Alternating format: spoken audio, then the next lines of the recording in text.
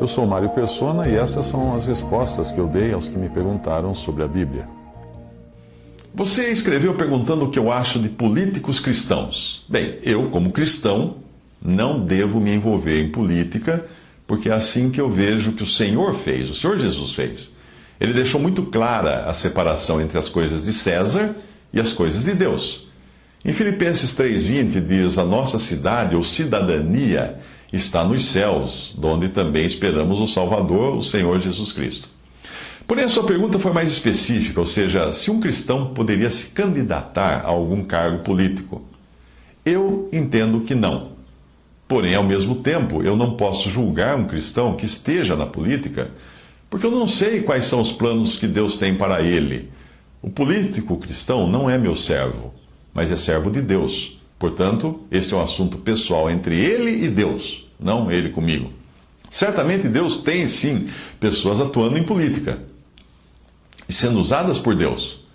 Nos evangelhos, nós vemos o caso de José de Arimateia, que forneceu o túmulo novo para o Senhor, para que o Senhor fosse sepultado. Marcos 15:43 diz: chegou José de Arimateia, senador honrado, que também esperava o reino de Deus, e ousadamente foi a Pilatos e pediu o corpo de Jesus. E Pilatos se admirou de que já estivesse morto. E, chamando o centurião, perguntou-lhe se já havia muito que tinha morrido. E, tendo-se certificado pelo centurião, deu o corpo a José de Arimateia, o qual comprara um lençol fino e, tirando-o da cruz, tirando o corpo de Jesus da cruz, o envolveu nele e o depositou num sepulcro lavrado numa rocha e revolveu uma pedra para a porta do sepulcro. É claro que isto foi antes da formação da igreja. E nisso também é importante entender a diferença entre Israel, que tinha sim um lugar neste mundo, tinha sim uma interferência na política, os israelitas, os judeus, entender a diferença entre esses, como era José de Arimateia ali naquele contexto, e a diferença com a igreja, que não tem um lugar aqui neste mundo, cuja cidadania é celestial. Quando você lê o Antigo Testamento, você encontra política em todo lugar, porque Israel foi um povo para o qual Deus determinou um lugar neste mundo. Não era apenas uma religião, mas era também todo um conjunto de coisas que incluía o governo de Israel.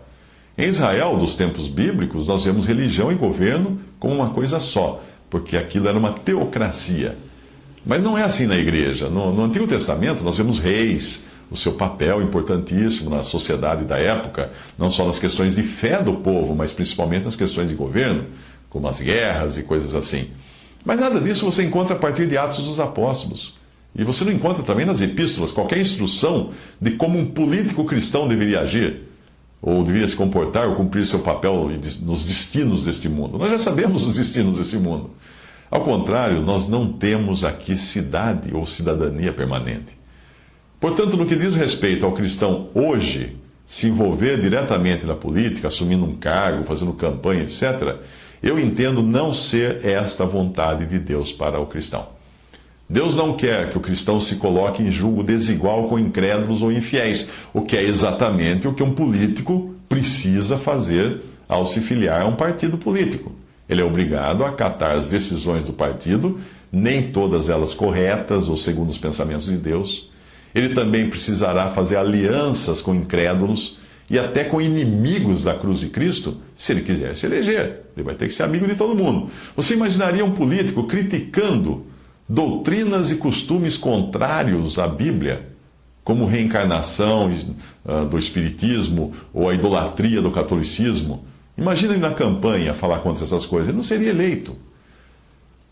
A passagem na Bíblia diz: dei-lhes a tua palavra e o mundo os odiou, porque não são do mundo, assim como eu não sou do mundo. Não peço que os tires do mundo, mas que os livres do mal. Não são do mundo, como eu do mundo não sou. Santifica-os na verdade, na tua verdade. A tua palavra é a verdade. Assim como tu me enviaste ao mundo, também eu os enviei ao mundo. João 17, 14 a 18.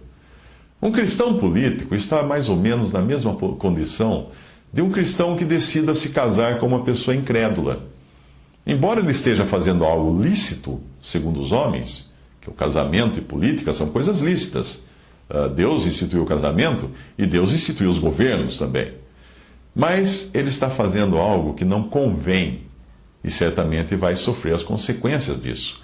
2 Coríntios 6, 14 a 18 diz: Não vos prendais a um jugo desigual com os infiéis, porque que sociedade tem a justiça com a injustiça, e que comunhão tem a luz com as trevas, e que concórdia existe entre Cristo e Belial? Um cristão político está mais ou menos na mesma condição de um cristão que decida se casar com uma pessoa incrédula. Embora ele esteja fazendo algo lícito, porque o casamento é lícito, a política, o governo também é lícito, porque Deus instituiu os governos, ele está fazendo algo que não convém e certamente vai sofrer as consequências disso. 2 Coríntios 6, de 14 a 18, diz: Não vos prendais a um jugo desigual com os infiéis, porque que sociedade tem a justiça com a injustiça, e que comunhão tem a luz com as trevas, e que concórdia há entre Cristo e Belial? Ou que parte tem o fiel com o infiel, e que consenso tem o templo de Deus com os ídolos? Porque vós sois o templo do Deus vivente, como Deus disse: Neles habitarei e entre eles andarei, e eu serei o seu Deus, eles serão o meu povo. Pelo que saí do meio deles, e apartai-vos, diz o Senhor.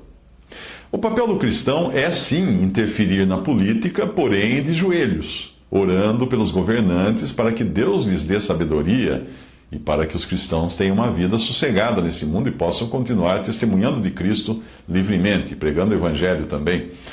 Onde você acredita que um cristão pode ser mais influente? Vamos lá. Na presença de Deus ou num palanque? Nós sabemos que toda autoridade procede ou emana de Deus.